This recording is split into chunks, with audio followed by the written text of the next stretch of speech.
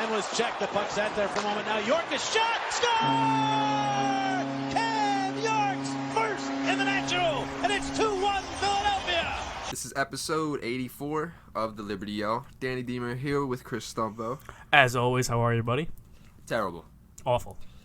Sean Couturier appears to be out for 6 to 8 weeks, which we know isn't 6 to 8 weeks. Yeah. Seen that before. I feel like any Philadelphia team, someone gets hurt, it's 6 to 8 weeks when they're about to be out for a long time. Or the typical quote unquote week to week that we heard with Ryan Ellis, and still have not seen the dude's face since then. So Ryan, I forgot all about that. Ryan Ellis went from week to week to like day to day. They were like shifted his status left and right just to shut him down. Every day was different. I forgot all about that. They did lead us on with that. They did 100%. Every day was a different term. It was week to week, day to day, like you said. And then he came back for that one game. Actually had an assist on the first goal, and then have not seen him since. Sanheim was asked in his presser, have you talked to Ellis at all about his health? And Sanheim's, I have not spoken to him at all. So, I mean, that's nice. It's nice to hear that teammates just like don't talk, especially defensive teammates. But not that they play together, but what are you gonna say? We were talking about this yesterday about how Torts just acknowledges the room is shattered immediately. Like the guy doesn't even step foot in the facility. Actually, he steps foot in the facility one time, and he just acknowledges, yo, the locker room needs work. Yeah. Like he. I mean, obviously, thanks. He sees that from afar, that it's just fractured. Yeah. So no accountability. So the whole Couturier thing. Apparently, he was working with the Flyers' athletic trainer when it happened. Herniated disc in his back. Like we said, Flyers said week to week, which, I mean, I don't trust anything that comes out of this organization's mouth. So I guess it's a wait-and-see game at this point, because anytime they do update us on something, I don't believe them. I don't know how you can, especially the way last year went with all those injuries. I mean, you had Brassard, you had Hayes. How many times did Hayes come back? He had 2 surgeries that didn't even work. Yeah, and the worst part was all these guys came back, and we said it. Like, the game they came back, we were like, yo, they might not be ready. And then they would hurt again. Yeah, it was a constant back and forth with all those players. Brassard, Hayes. It even happened with Farabee. I mean, he even kind of came back a little bit too early with that shoulder injury and then went out again. Remember, like I think it was like a game or two. Maybe a game. But, I mean, it's a constant cycle over and over again. And, I mean, we already have guys going down. Can't didn't even get started. I mean, you had Brink in the offseason. You had Farabee get hurt in the offseason, working out. And then you have Couturier getting hurt before camp started, working out. I mean, he was working out with our athletic trainer. So, I mean, you can't get any closer to the facility and what they offer training-wise, I guess. And he gets hurt. So, I mean, it's just extremely bad luck that the Flyers have run into. That's another thing that I wanted to get into because, I mean, we could talk about how Chuck's been awful, and yeah, granted, he has been. He's been absolutely terrible for the last year, 2 years. But, I mean, the luck that this organization's gone through, Danny, I mean, it's almost comical at this point. I mean, we were talking about it before we hit record. I mean, it's comical at this point. It really is. I mean, it's like just the longest bad luck streak ever. You're waiting for the next shoe to drop. I mean, who's going down? I mean, you said it next. I'm waiting for the Wade Allison notification. I mean, it's ridiculous, man. I mean, I feel like I'm just walking on eggshells at this point. I'm just waiting for another player to get hurt before camp even begins. And camp begins tomorrow. So it just had to be Coots and Farabee too, you know, like the two guys that like you look at, especially going into this year with this lineup, top 6 players, of course. Like you look at to be huge contributors to the team. Mm-hmm. And Farabee might be here game 1, but I still have concerns about how he's gonna look. I mean, consistency's already been an issue with him, and now coming off of this injury, I don't know how long it's going to take him to get back into the swing of things. But of course, it just had to be Farabee. It had to be Couturier. It couldn't have been, and I'm not trying to like wish injury upon someone else, but like just for the sake of luck, it couldn't have been like a 4th liner who got injured at camp. Of course, no. It's the number 1 C Selke winner, captain candidate. Guy we were leaning on going into this season, guy who I was excited to watch at 100% because it's been a while, and it really blows. Yeah, it's a real quick just to go off of what you said about the whole Joel could be back early thing. Sam Carchidi did report that He's skating and progressing well. If he's not ready for the opener, he should be in that lineup very early in the season, he was told. So, I mean, in the midst of all this bad news, Couturier getting hurt, all this, it's good news. I mean, it's definitely good to hear that he could be back. I'm a little weary about him coming back a little bit too early, given the kind of surgery that he just got. But, I mean, we just talked about the medical concerns and how players came back early last year and immediately left the ice. So I'm a little bit scared. I can't lie, but I mean, all in all, that is good to hear that he's already skating and he's progressing well. I mean, I do follow him on Instagram, and he has been at Phillies games, at concerts. So it's good to know that he can be out there doing things. As terrible as it is hearing this news and knowing that Couturier is not going to be in for the first couple months of the season, there's a part of me that's a little relieved to just have the Band-Aid ripped off.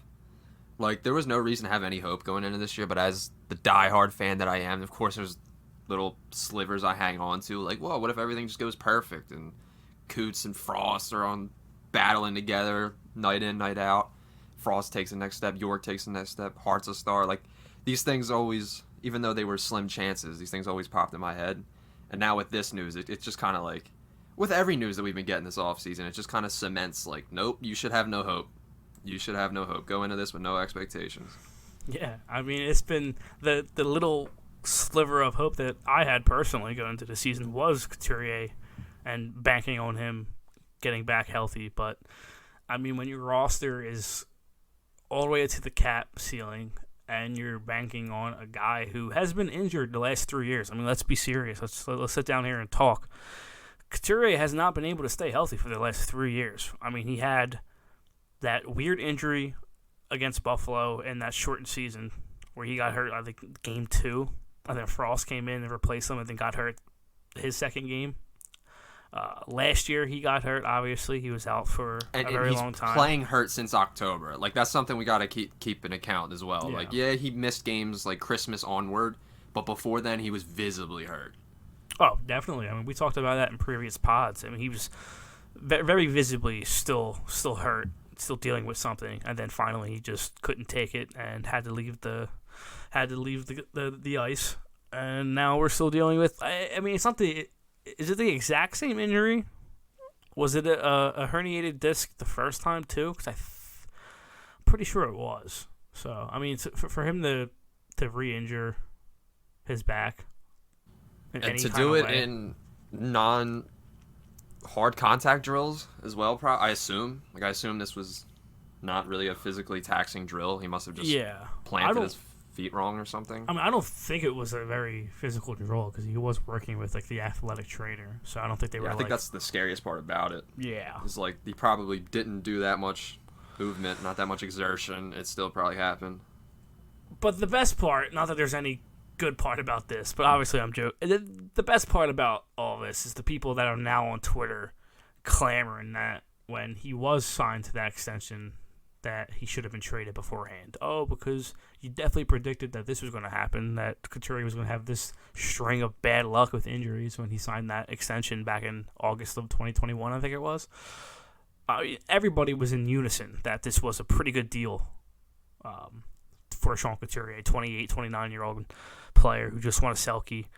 $7 million for a guy who plays the way he does, two ways, elite two-way player. I mean, yeah, now we're dealing with the injuries, but at the time, it was a steal over deal, and everyone was pretty much agreed with each other that it was. And I mean, I just can't stand the people that are coming out now being like, oh, well, I said they should have traded him. Look at the injuries. Like, that's a bad contract. Like, it's so easy to say. And it's easy to say. I can't believe with the stretch of years we've had the last 2 years that people still just log on socials and just care about being right.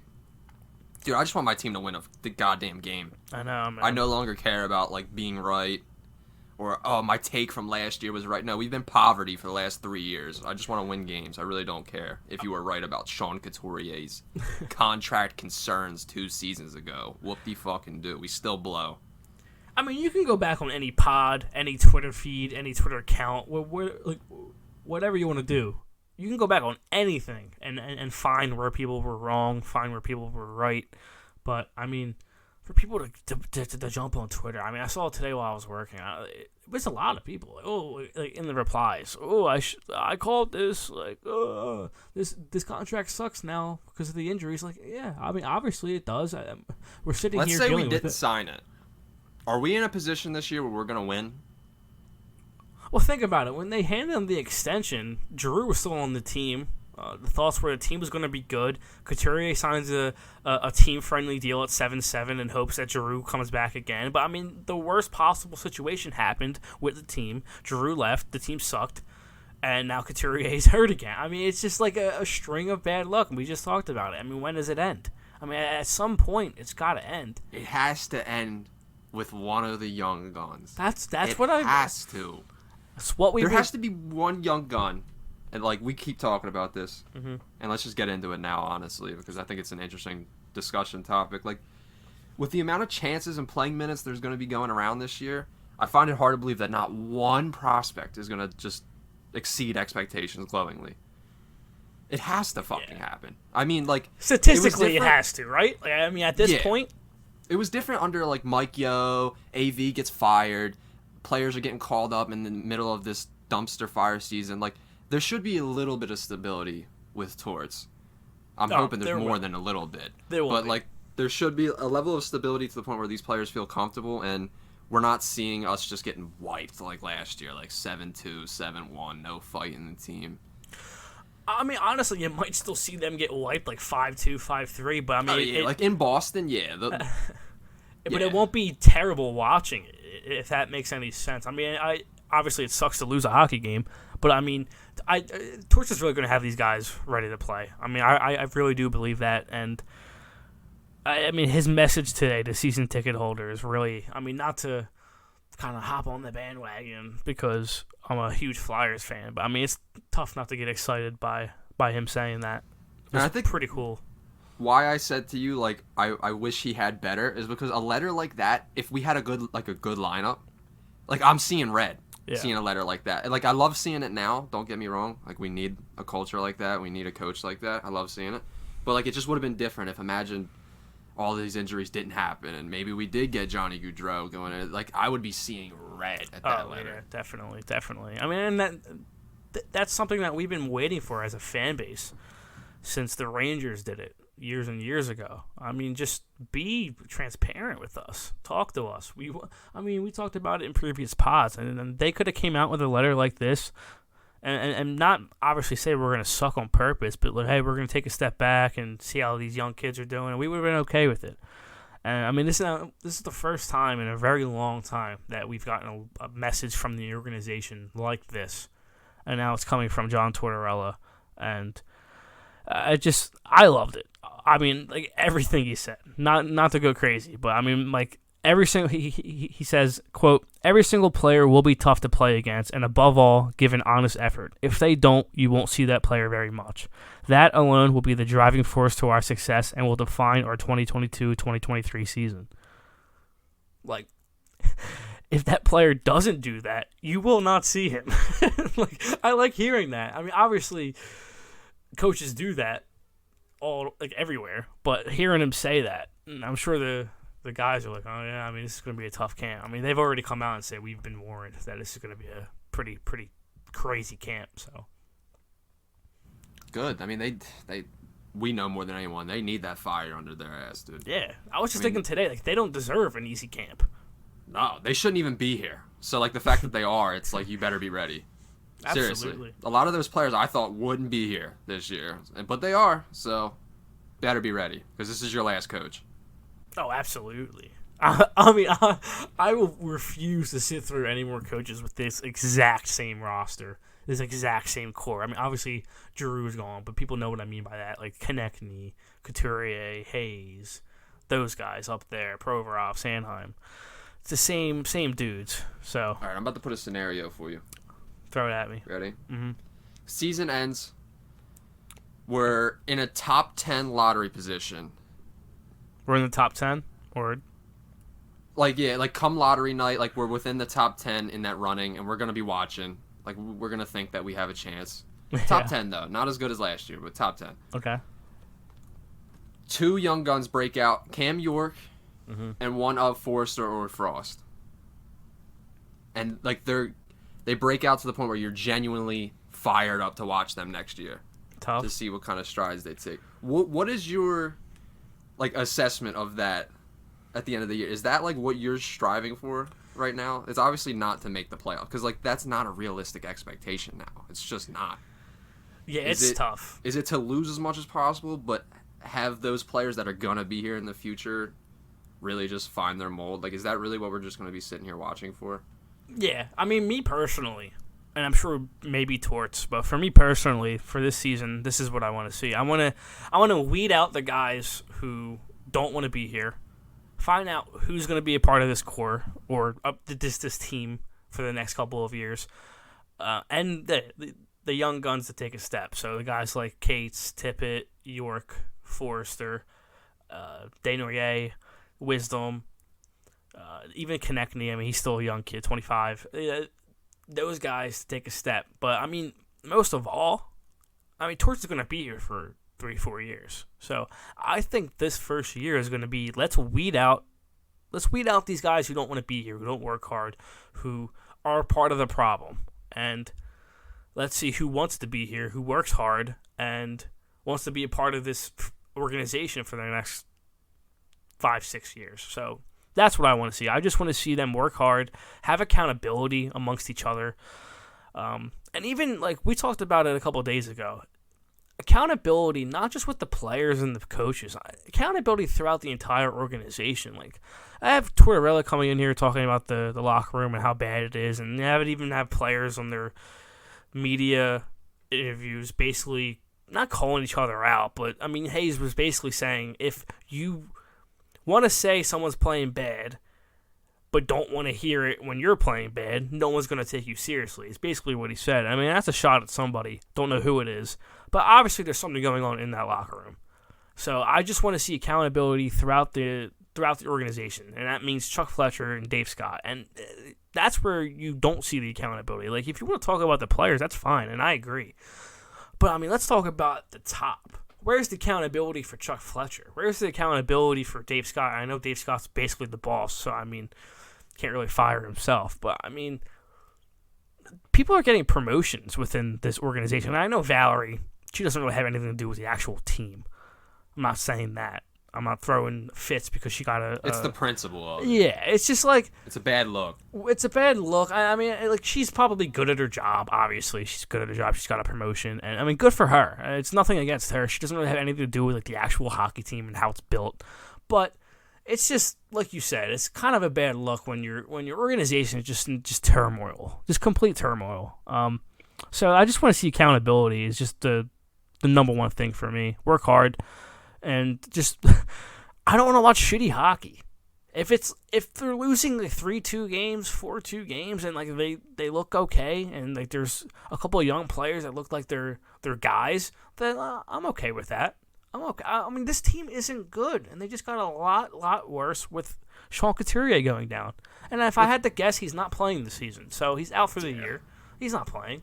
I mean, if I had I'm to bet on it. I'm not a fucking doctor, obviously, but I mean, if I had to, like you said, if I was a betting man, he's probably not playing this year. So I mean, you're just going off of what we've seen the last 3 seasons. Like, and can you blame me? You can't sit here and be like, "Oh, well, no, it was you're my negative." first thought too. Yeah. I saw 6 to 8 weeks. The Flyers are hopeful. Couturier comes back 6 to 8 weeks. I was like, yeah, well, I'm hopeful for a lot of things too. Doesn't mean they're gonna happen. Yeah. Like, that shit ain't happening. Just stop bullshit. Stop throwing shit in the air.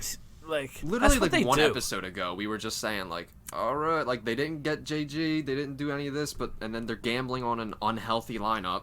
Because I remember I made mention of Hayes and Couturier. I was like, you're gambling just like last season on the health of guys who have failed you. Know, and it literally, it's not even an episode later, and the shit already happened.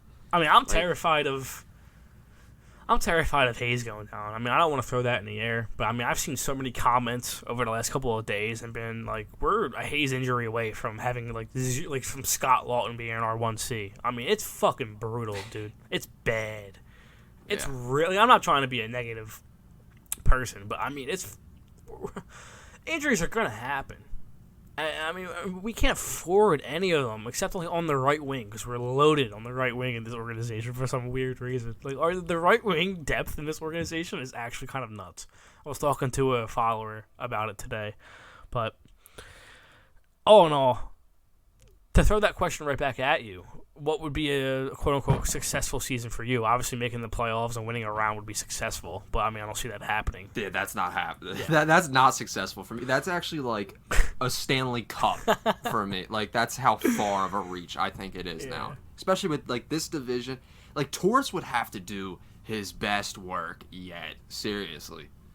Oh, yeah. And, I mean, I'd be here for it. If, like, the team's exciting to watch and it looks like it might happen, like, I'm so here for it, but I'm definitely not expecting it. But what I would consider a success starts with getting Carter Hart back into a groove, and I guess that starts with just the system play and the defense, and it seems like every year they leave him out to dry so much to the point where by December he's just mentally checked because there's really nothing he can do because, like, there are times where, like, 4 opposing skaters are in the crease with no flyers to be found. Like, there was memeable moments last season of, like, no defenseman in the crease and, like, a guy all alone. So I think a stabilizing system that allows Carter Hart to be the star I know he could be is step one. And step 2 would just be there's enough playing time around for one of these young guys, one of these first-round picks to break out. And it would be disappointing if not. Like, there's nothing but chances now. Yeah. And one of those guys is Forrester, man. I mean, the way he's been playing in the World Cup. His shot's insane. I mean, the World Juniors. The rookie game, he just scored 33 seconds into overtime. That goal was nice. It would be nice to see him crack the lineup. I'm not expecting it, but it would be a nice little surprise, especially with how things have gone around Flyers land lately. So, I mean, like you said, it would be nice. But we'll see how things play out. Camp begins tomorrow, man. I'll be there Friday for the scrimmage, so follow along on Twitter. Told you, Torts is jumping right into it, man. I mean, they are not playing around, Danny. I'll go through the schedule right now with you. Because in years past, that was the thing. Like, yeah, we sucked, but more than anything, it felt like no one gave a shit. That was the worst part. Was like we would be losing games. No one on the no coach on the bench gave a shit. No players on the bench gave a shit. It was just us behind our TVs angry. And it's just good to know that even if we sucked so bad to the point we did last year, at least Tortorella is going to be just as angry as me. Yeah. And that alone is going to provide some relief. Obviously, I want it way more this season, but that alone is better than last season. I mean, like, obviously they all care, but I mean, seeing like, you really saw from guys like Joel when he was like smashing his stick in the hallway. Love that. Despite them being like 30 points out of a playoff. Yeah, it was like April. Yeah, we were so done. But real quick, let me go through the schedule. So tomorrow's their first day of on ice. Today was media day. I'm sure you saw a couple of tweets from the Flyers, a couple of pictures, a couple of videos of the guys all suited up.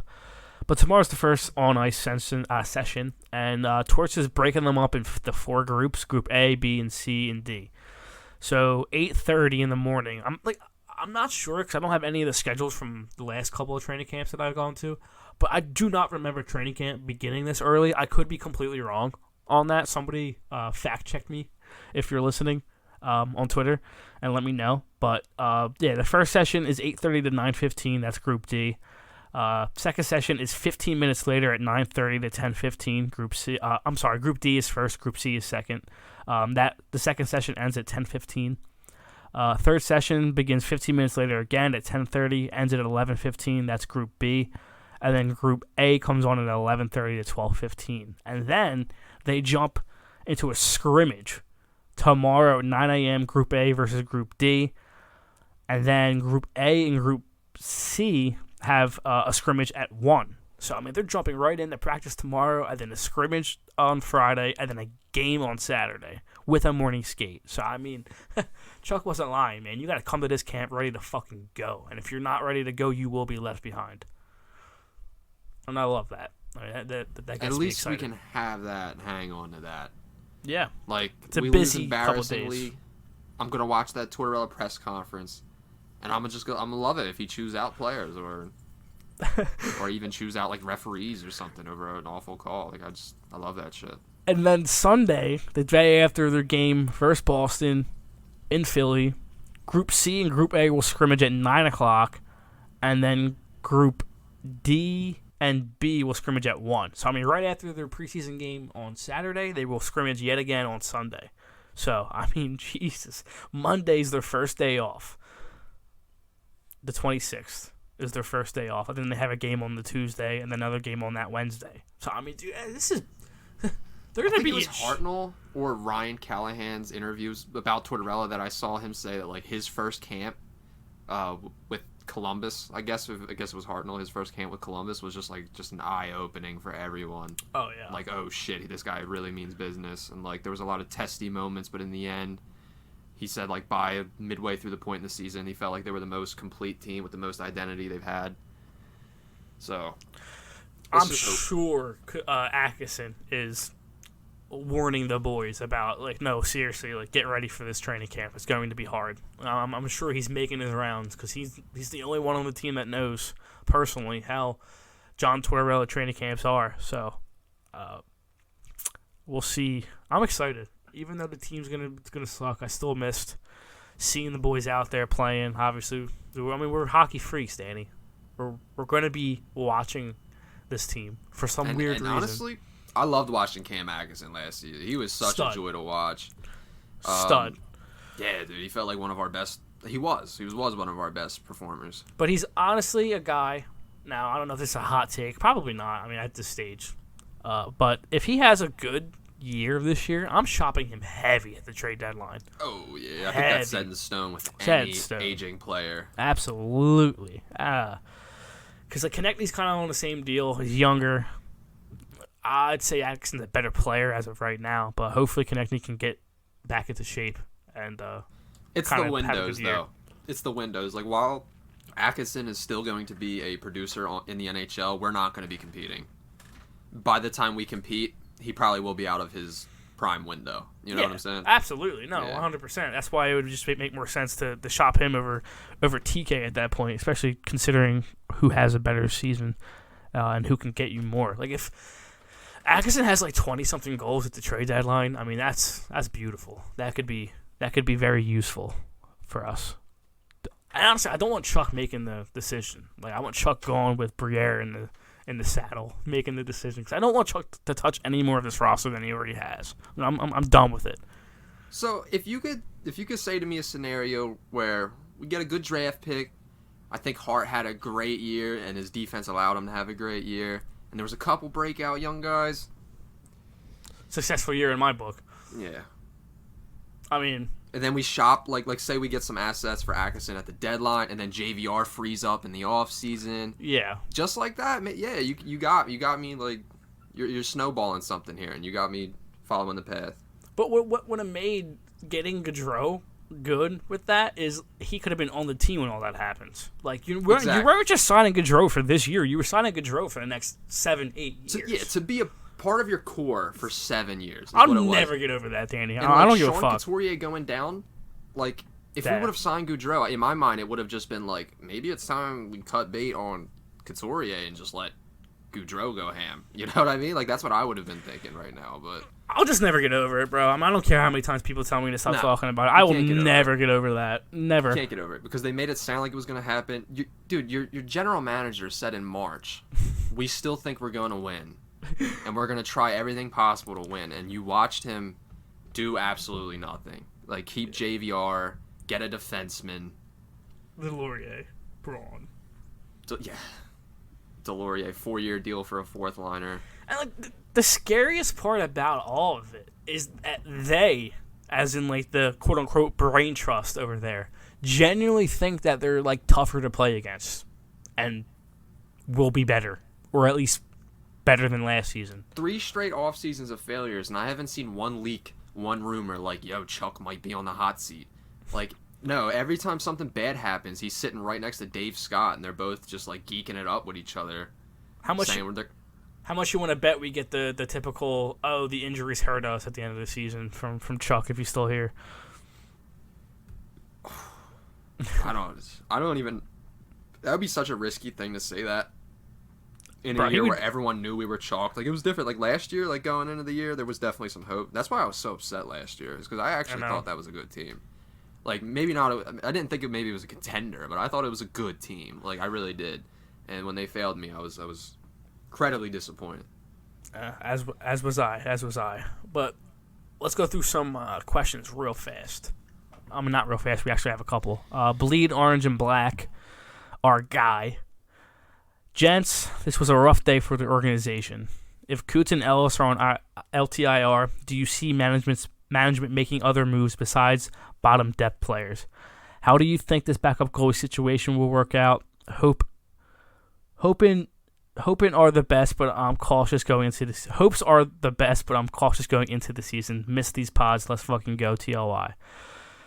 Love you, Bleed. You're our guy. I don't see them making any moves if Ellis and Couturier both go on LTIR.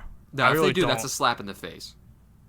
100%. If they try some desperate ass move right here, I'm gonna be so mad. Let it die. Just let it die. I don't even know what they would do. Like, who would you go out and get right now? Yeah, that's another thing. Yeah, it would be some bot, bro. Like it really. I don't want Chuck Fletcher touching this team anymore, bro. I really don't. Like, I want this guy gone. I really do not want him there. That's where all of my disappointment comes from. It's the fact that he's still here and safe. So like, even if things go right this season, I don't trust him to take the next step into next season. Or let's like, remember how we were just saying at the deadline, getting the best deal for Atkinson. This guy gets fleeced in trades, bro. Even in trades where he has leverage. Like, I don't trust him to do anything. No, that's what I said in my tweet today. He's not going to be the one that digs us out of this hole. I do not want him making any kind of trade. If TK, if Sanheim and Atkinson have a really good year, and possibly other teams are offering crazy packages for, say, a Sanheim, I don't trust him to get the full amount that you could get from a Sanheim playing really well towards the trade deadline. I really just don't trust it. I just don't want him touching the roster anymore. I really don't. Yeah, he's not that guy. Like, it was so funny too, because that's something I did trust Ron Hextall. With as much shit as we gave Ron Hextall, absolutely. When it came trade time, I knew that dude was gonna get the best deal he could. Absolutely. How do you see this backup goalie situation working out? I really don't know. Sandstrom or Grostek's probably my guess. I mean, Eriksson had a really good game in that second rookie game on Saturday. I'm hoping for Felix. But Sandstrom looked good, given the circumstances Felix. that he dealt with last year and the games that he played. Pretty sure his first game in the NHL, he faced 40+ shots. So, I mean, I'm cautiously optimistic about Sandstrom. But, I mean, that's another funny point that, Bleed didn't even mean to bring up, but he did.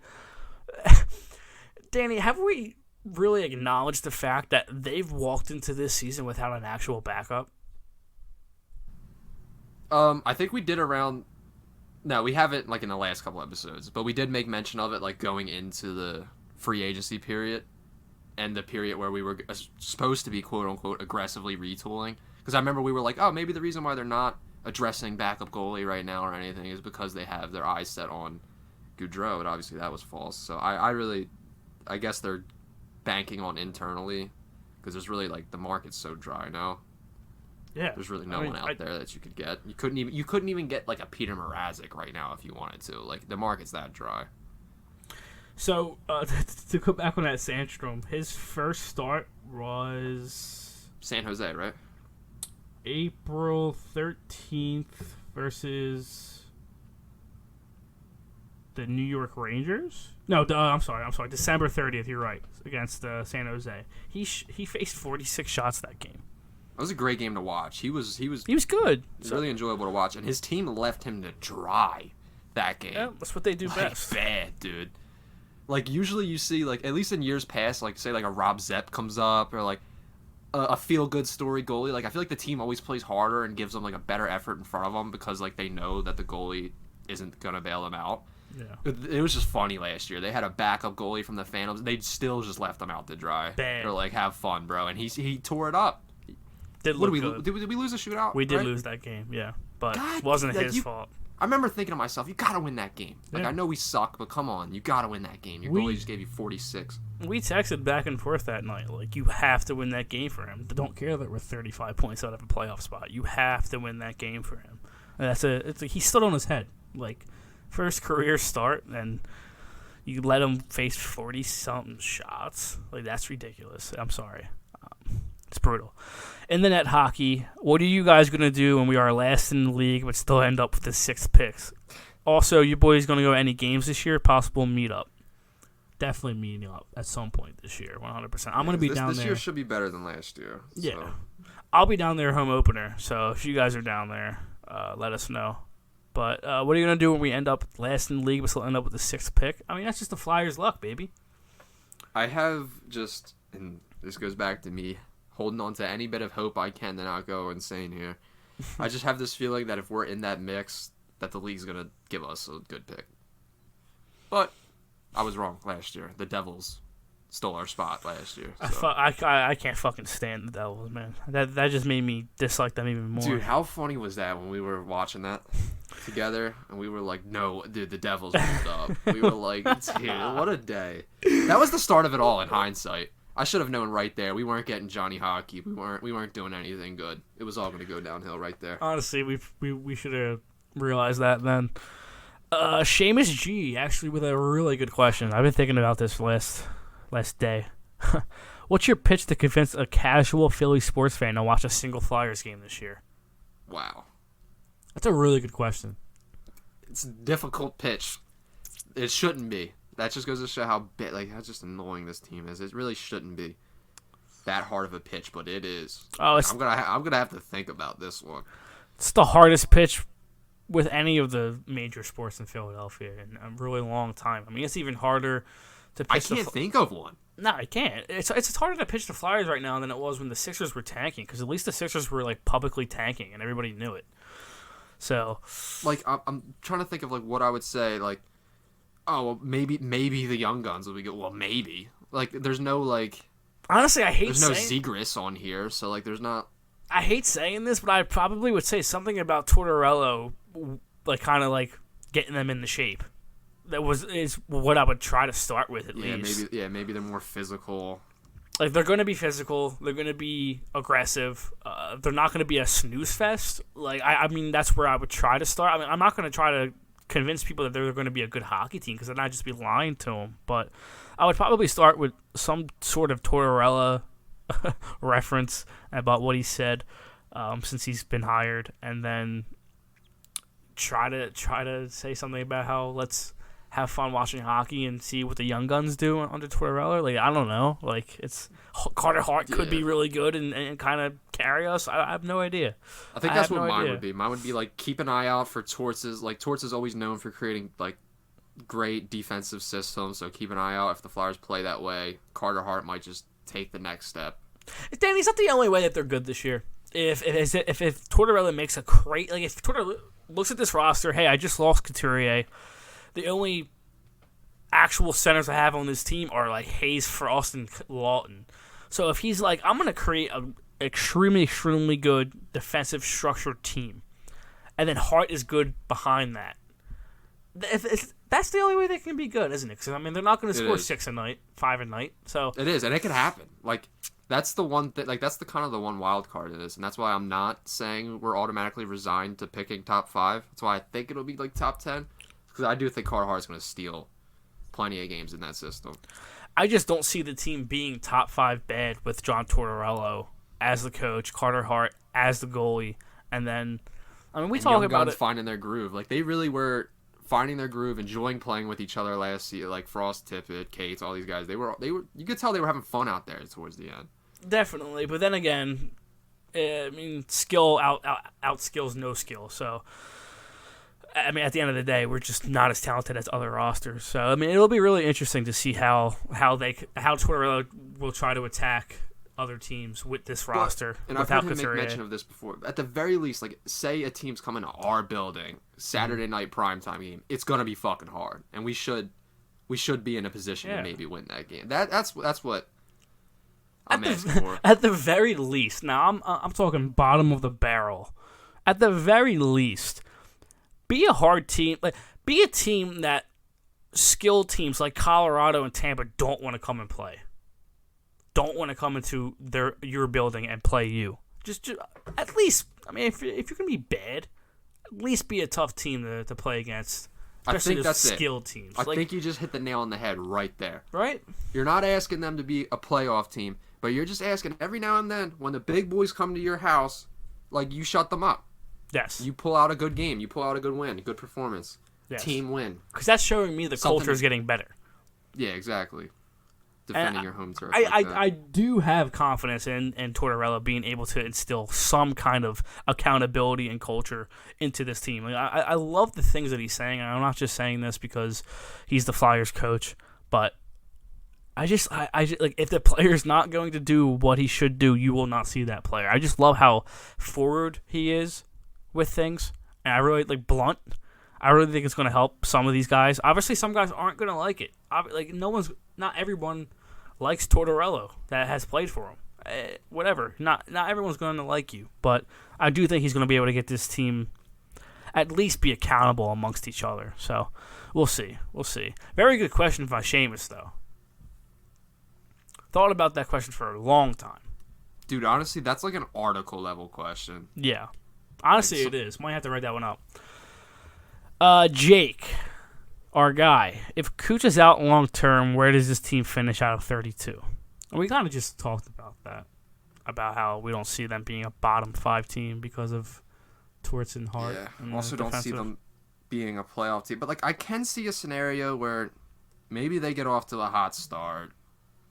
Maybe it's fun to watch. Like maybe they put together a fun stretch of hockey where they're playing defensively sound. They're winning like 1-goal games. We'll maybe. See. Yeah, I mean, 10 or 11, Jake, I'll say. Somewhere in there. I don't think they're going to be god-awful, but I don't think they're going to be a very good hockey team. I'll say this. I think they finished last in the Metro. Yeah. Or second to last. Yeah, or second to last. Honestly, it's kind of funny because last year we were kind of high on them going into the season, excited, and our predictions were completely different, and then they were ass. And now this year we're sitting here saying, oh, bottom of the barrel in the Metro, and watch they'll turn around and win like the first 8 games of the first 10. Hey, it would be nice. Would be nice. Luke, will Chuck Fletcher ever get fired? No, because he has something against Dave Scott. Blackmail. Something's happening here. Blackmail. Yeah, something's going on here. I made you laugh the other day on text talking about that. He definitely has something against Dave Scott. He just job security, man. I would love to be shitty at my job and just have 3 years of just cruising through it, doing absolutely nothing. It's the same fucking roster besides Tony DeAngelo and Nick Delorier. He's like playing NHL 22. Like getting paid for it. Justin Braun's back, bro. Nothing against my man Justin, but it's just funny, man. It's just comical at this point. It's just like how you said you loved that Tortorella letter. I did. I loved when Chicago sent that letter out to their fans and was like, yo, like, I know you guys are, like, we just had a dynasty, so many, like, a decade plus of winning, but we're gonna be shit. Like, we're just telling you now, don't have expectations. We're gonna ship your favorite old aging players, and we're gonna be trash. And I was jealous when I saw that. I was like, wow, because I remember for years Ron Hextall having to skirt the line of not admitting we're rebuilding, keeping some players to make it seem like we're not rebuilding, but he is rebuilding. Like, he never made the lineup good enough to actually, like, what he did was so wrong. Like, he left that core of, like, Giroux, Voracek, Simmons, Couturier. They were playing great hockey, like, just carrying, like, corpses of teams because Ron Hextall was so scared to go all in on rebuilding. Because, and I guess Chuck is too. Like, what is it about the Philadelphia this market where everyone's just scared to just admit we're gonna suck? I think like, people are scared to fail with this market because they know they'll get trashed. So they just middle the entire time. It's the same. Like, Chuck and Hextall are essentially doing the exact same thing. They are, and it's so annoying because you would think after all those years of the Hextall and like all the realizations the fan base came to, like, hey, maybe if we did just cut the cord and rebuild when Hextall wanted to, maybe like all in style, maybe we wouldn't be as shit right now. Like, people acknowledge that. Like, definitely. No one's going to be that hung up because, like we just said, it's hard to make a pitch for the casual fan to care. The casuals don't care. They don't care at all. It's all the diehard fans now that are still here watching tweets, caring. The rest are watching Jalen Hurts tear up the league right now. Like, it's And all the the Phillies. diehards that are watching the game. Yep. It's definitely all the And they wouldn't diehards. care if you admit it for a rebuild, because I've spent the last 10 years just watching middling trash teams, and if you tell me we're going to be garbage for 1 to 2 years, have a chance at Bedard, and then when we finally get our chance back in the mix, we're going to be contenders, yeah, I'll buy into that, dude. I don't care if it takes a couple years, because you already wasted 10 for me. I mean... Yeah, what's on there too, right? Yeah, I know this ain't getting fixed this year. There is no miracle scenario where this, like, gets completely fixed and we're contenders this year. Like, there's just no chance at that. So, rip the Band-Aid off, please. Absolutely, please. But that's not what's happening. That's Nope. The complete opposite of that is happening. But before we get into the next question, that does involve what I'm about to talk about right now with you, because I don't think me and you have talked about it yet. The Flyers have given PTOs to Artem Anisimov and Roussel from Dallas, the bottom sixer that likes to throw hands. Yeah. I'll say I want to just add a couple of things, and I'll let you go crazy. Yeah. Anisimov, I know he played in New York and Columbus for some time. I don't know which of those years were under Tortorella, but I'm sure there's familiarity. Yeah, I do. Yeah, okay. So Antoine Roussel, I like him. That's all I want to say. Anisimov's entire time in New York was with Tortorella. He started the same year Tortorella started in 2008, 2009, and then Tortorella outlasted him. But his last year with the Rangers was 2011, 2012. So his entire time with New York was with Tortorella. So a little familiarity there. He was in the KHL last year, 19 points in 27 games there. Did try out for Colorado's. He was given a PTO with Colorado last year. Didn't make the roster because, I mean, that roster is absolutely insane. So I think Anisimov would have more of a chance to make the team than Roussel. Since Roussel's teared his ACL a couple years ago, he hasn't really been the same kind of player. But, I mean, PTOs don't hurt. Let's see what they got. Let's see if they can contribute anything. But at the end of the day, I think Anisimov has more of a chance to make this team, especially now with Couturier going down. So maybe he can be a 3C, 4C kind of guy on this team. I can't believe I'm talking about Anisimov being a 3C on this team. But it's possible. Could definitely happen. Random thing, but kind of interesting. Antoine Roussel, national team, is Team France. Really? Yeah, I don't think I've seen many just Team France players. It's pretty cool, though, yeah. Yeah. Zachary Schneider. Roussel signing. I hope it gets done. At least when we lose, the other team will pay a toll physically. Last season was an embarrassment, losing constantly and zero physicality. If we're going to lose at a rapid rate, at least beat the shit out of every other team with pride. That's kind of how I feel. Yeah. I mean, that's what we've been kind of saying the last 3-4 pods. I mean, if we're really going to do this with Delorier, McEwen, Brown, now Roussel possibly, let's really do it. Let's be a team that other teams don't want to play. Let's be physical. Let's be heavy, and let's beat the shit out of everybody. Let's do it. I mean, if that's what we're doing, I'm on board. But to talk about Roussel real quick, I wouldn't have honestly. I mean, obviously, I don't care about a PTO. I'm not about to cry about it. And this is reeks of desperation because of the depth chart. It's just how many of these guys are we gonna add? Roussel would have been our only option, you know. Yeah, I mean, Roussel would have been a nice player a couple years ago, but I mean, agreed. Yeah. Roussel over McEwen would have been cool, but I mean, yeah, Delorier, Brown, McEwen, Roussel, and now Anisimov might make the team. Not that he's a fighter, but I mean, I wouldn't mind it if he made the team as a 13th, 14th forward. I really wouldn't, but I just don't think he has it in him anymore. You know, I would have liked Roussel around the year we got Pitlick. Yeah. Remember that fourth line that year? Yeah. I really wouldn't mind it, but I think they have enough players on this team now that can beat the shit out of other teams. Like Delorier, McEwen on the same line, they will beat the shit out of dudes. So, I mean, you don't have to worry about that. So. To me, it's just unexpected hit to the depth chart. They ran into a room real quick. Chuck was like, yo, gave him a list of names and was like, who are you comfortable with from these names is all we got. That's all we got. Flyers fan 3344. Do you see the Flyers at least with a top 5 pick after the season? Also, if the season goes completely south or off the rails, will we finally see some sort of change in the front office? Top 5 pick. I would, if I had to say yes or no, I'd say no. I think they're going to be right outside of the top 5. And if the season goes off the rails, absolutely, dude. I don't even see Chuck Fletcher lasting the season. I think he's gone by trade deadline. If this season goes off the rails, he cannot make this draft pick. I don't want even him touching if it is the a roster. layup draft pick. Yeah, even if it's like Fantilli or something at 3. Or if he's like or if he's like pick at 2 or something like that. Everyone knows like snag Mitch Cobb. Yeah, like everyone knows. Even then I still don't want him making it.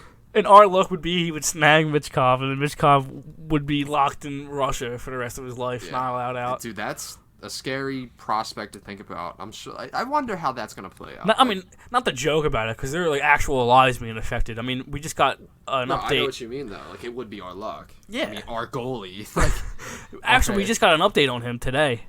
He withdrew his appeal, and he's officially not going to be playing hockey in North America this year. So he does have to work a year in the military. So he's done. Man, his dream of playing hockey in North America are over for at least this year, which is awful. Bro, I'm not gonna lie to you. I would love to see like some kind, like especially when he makes it back to North America and starts playing hockey. I would love to see some kind of like documentary on this, some kind of like mini documentary, just Absolutely. breaking shit down, interviews with him. Like, where the fuck were you for all those months? Yeah, just him breaking down like, yo, some dudes came to my house middle of the night, like just like some crazy shit. Like, I want to hear about it because it sounds fucking insane. It really does. If and when he does finally come over, I want the support for him to be insane. Like, I'll be like John Clark, dude. I'll meet the dude in the airport.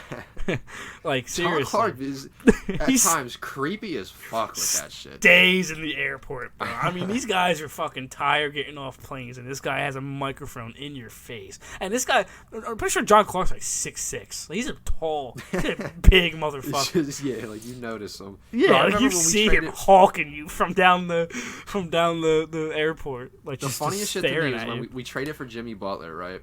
Yeah. He flies in. He doesn't even get him at the airport. He must have missed him or something. Jimmy Butler's like at a red light in traffic, he's like getting driven by a driver, and they're about to pull into the parking lot to the Sixers facility, and like he's outside, like on the fucking street with his phone up, like, "Yo, Jimmy, how does it feel to be a Sixer?" And Jimmy's just like, "Yeah, man, it feels," but like he's in the middle of traffic, like it's hilarious. That shit is funny, dude. I don't care what anybody says. Ryan Conway. At what time is it acceptable for me to become a Ducks fan? Honestly, dude, I wouldn't even pick the Ducks, low key. I mean, they have like Zegras. Yeah. Terry, I mean, like Drysdale. They're definitely like legit, but I mean, if I had my pick of a team, which I would never do, just to say on the record, I'm a one team guy. Oh yeah, no, that's always a joke. That's always a joke. Trust me. Danny, you can't root for more than 2 teams. If the Flyers were if I was going to not be a Flyers fan, it would have happened by now. Trust. Trust. If this didn't boot me out, then nothing will, dude. Seriously.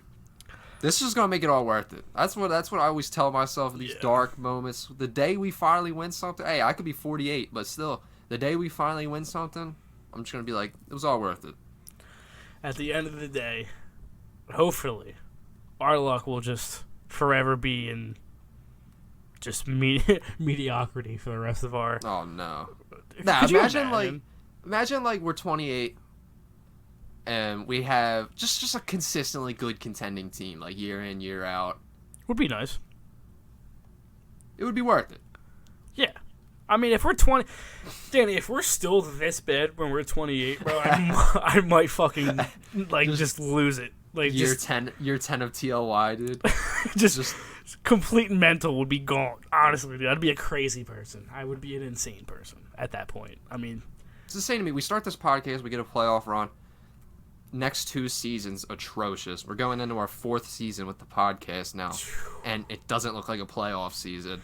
It's just crazy because when we started, we thought it was a good time. It was. They were good from like February to like 11 days into March, and then that's it. They went right back to mediocrity after that. It's insane. It's insane. What hurt the most about that was like you said, they found their groove, and like you could just see it in the building. Like as it was hitting February and March, and like that April playoff swing was coming around, you could just see like the building getting louder, getting more packed. Like, Giroux would score a goal, get fired up. Like, loved seeing that for him because he never had, like, a regular season where he pretty much knew he was in the playoffs, like, before the last 2 games. So, yeah, it sucks. It does suck. And then COVID, dude. COVID just... Something happened. Something else happened within that locker room. I mean, I've been saying it for months, but I just don't know. It's insane.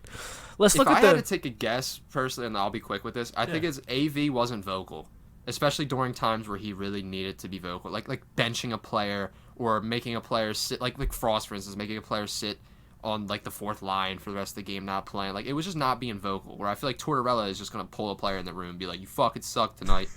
You're not getting as many minutes tomorrow night." I feel like AV is the type of dude to like send that message quietly and then like not say anything and wait to see how his player reacts. You know what I'm saying? Yeah, I know exactly what you're saying. Tortorella's gonna be a lot more upfront with it. Absolutely. But right now, the lineup could be we have the possibility of Farabee being in the lineup opening night, which I don't think is going to happen, but in this scenario, let's say he is. So, top line, this is my guess, because I'm obviously this is going to be a lot of line combination because this team's not going to be very good. So, you got to try to find something that works. But, I mean, this is what I just threw together real fast. Farabee, Hayes, Konechny is the top line. JVR, Lawton, Atkinson, Cates, Frost, Tippett. That line stays the same. Delorier, Brown, Allison is the 4th line with McEwen as the extra forward. Now, I have question marks next to Roussel, next to Anisimov, next to Forster, next to Lykesell, next to Desnoyers, and next to Wisdom. So we'll see how they fare in camp. They're all pretty much long shots except for Forster. So we'll see how that works out. But, I mean, as of right now, that's what we're dealing with. It's pretty fucking brutal. As I was writing it, I'm like, oh, jeez. But to me, it's nothing but opportunity, like...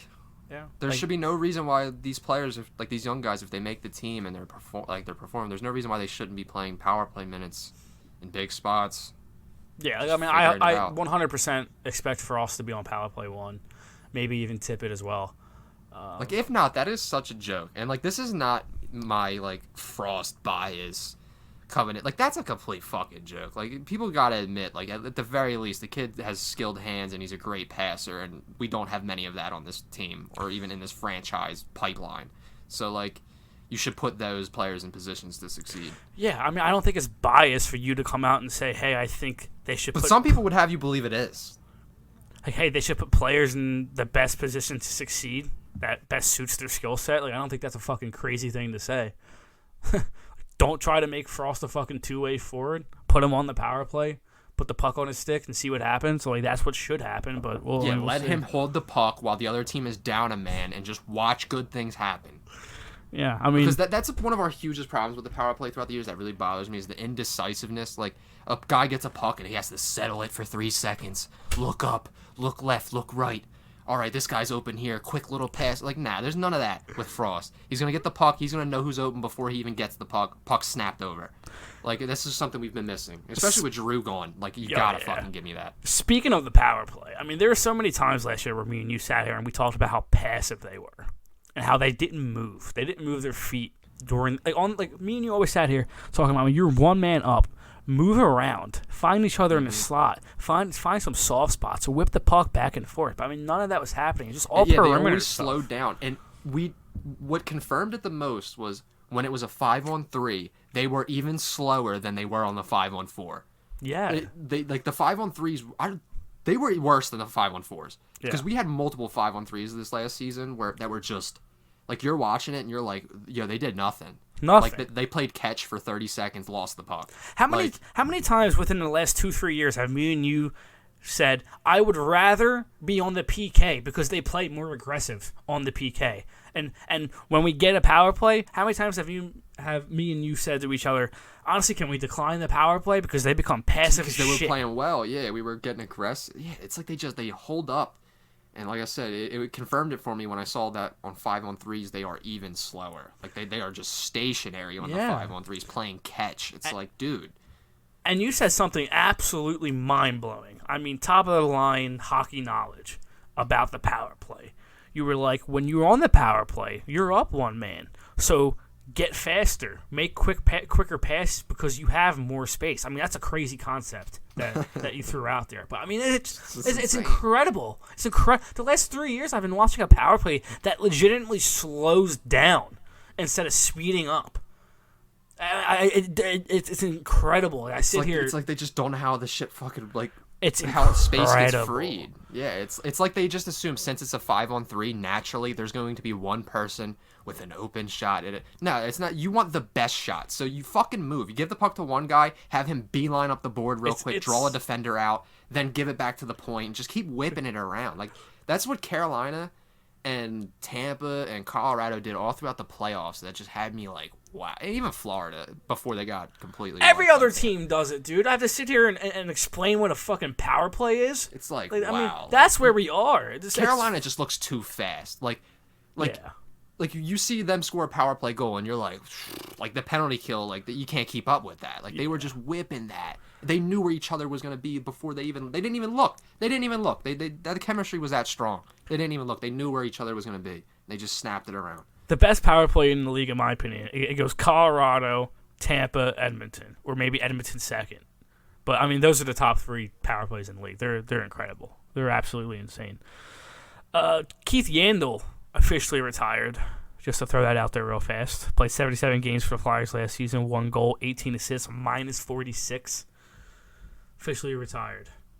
Hey, I mean, despite what went down last year, guy was a professional, had a great career.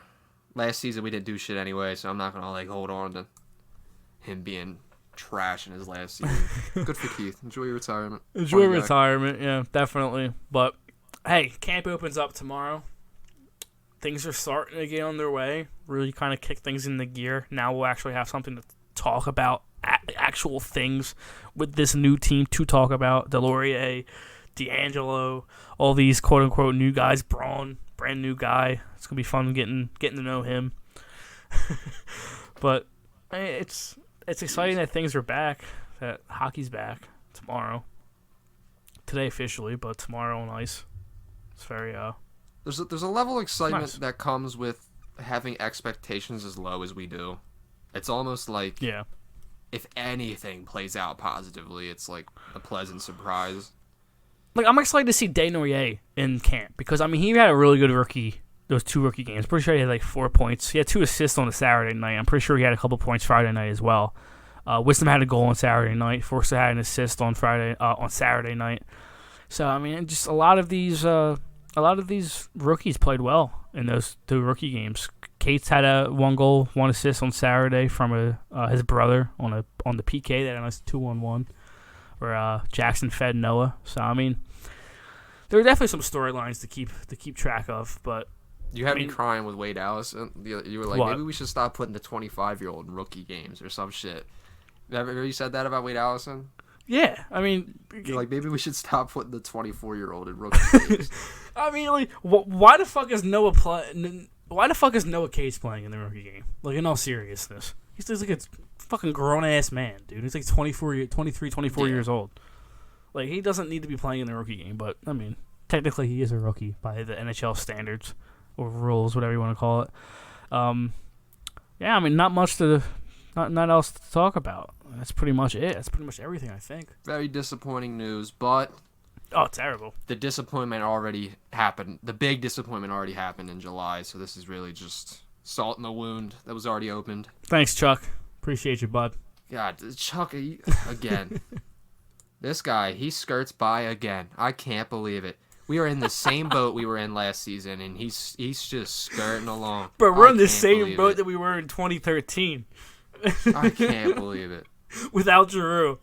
If you would have told me at the last January, like when I was pissed about this team, yo, nothing's gonna happen. Coots, Farabee, Ellis, checked. JVR still a Flyer. Oh my god. Giroux gone at deadline for Tippett.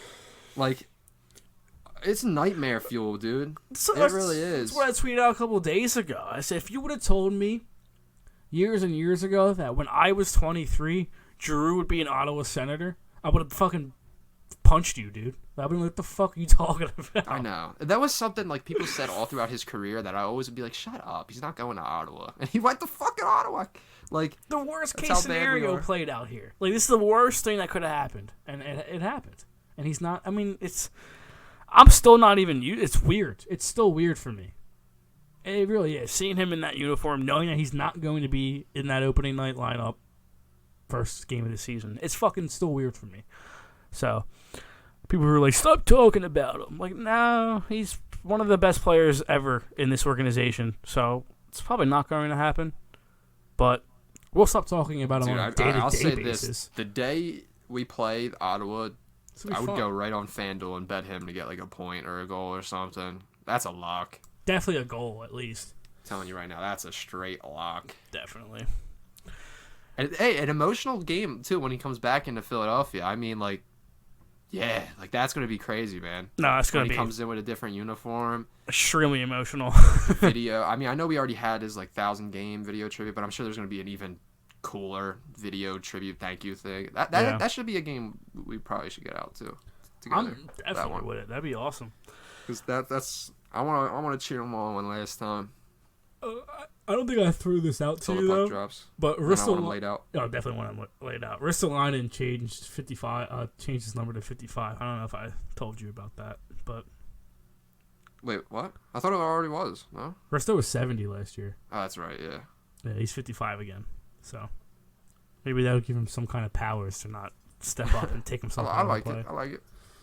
All right, this was a good one. We'll be back next week for episode 85, getting up there, but this was good, especially The 100 special is going to be done this season. which is crazy at to some think point. about. This shitty season is going to have our 100th episode.